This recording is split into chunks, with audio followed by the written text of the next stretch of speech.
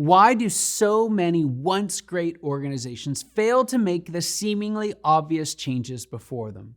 In the previous videos, we talked about how our limbic brain works hard to keep us and our organizations alive by subconsciously driving us to do what we already know how to do. And then we looked at how to identify and eliminate limbic strategy and also identify the key transitions that are necessary to achieve our strategic objectives. But it's not enough to identify a key transition. In and of itself, a key transition is merely a statement of intent. The real benefit comes from identifying the underlying changes that our management and employees will need to achieve that key transition. The primary changes that are needed are typically in attitudes, the mental state we are in at work, which is both derived from and drives our perceptions and presumptions, behaviors, the way we act, particularly as it relates to how we function within a team environment.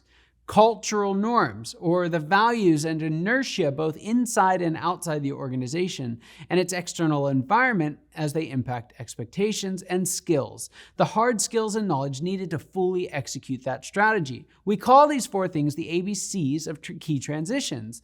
Now, it's important to note that we're not merely talking about documenting our current ABCs, nor are we simply assessing what they need to be. Instead, we're taking an inventory of both what they are and an honest look at what they will need to be, and then highlighting the gaps in misalignment in between the two.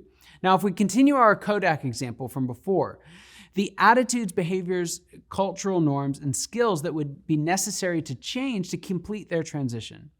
Attitudes: we sell experiences, not a product. There's close to zero barriers for entry for our competitors, so we must be really good at everything we do. Behaviors: relentless focus on ease of use. Get close enough to the customer that we can see our offering through their eyes. Cultural norms: direct consumer focus, not retailer focus, and service, not manufacturing based. Skills: all web-based, design, coding, UI, e-commerce, services, marketing skills. Now, clearly, these ABCs would have deviated significantly from their status quo. When that's the case, it's even harder to make the shift, which makes getting out ahead of these implications ahead of time even more important.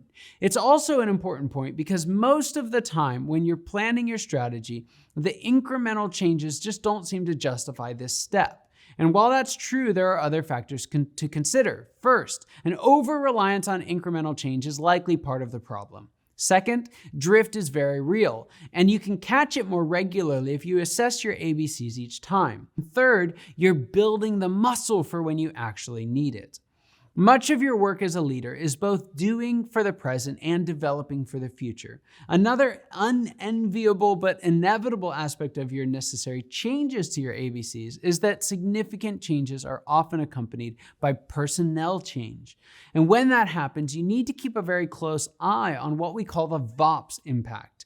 If you're not sure of what that is or why it matters, I've got good news, because you'll discover both in the next video.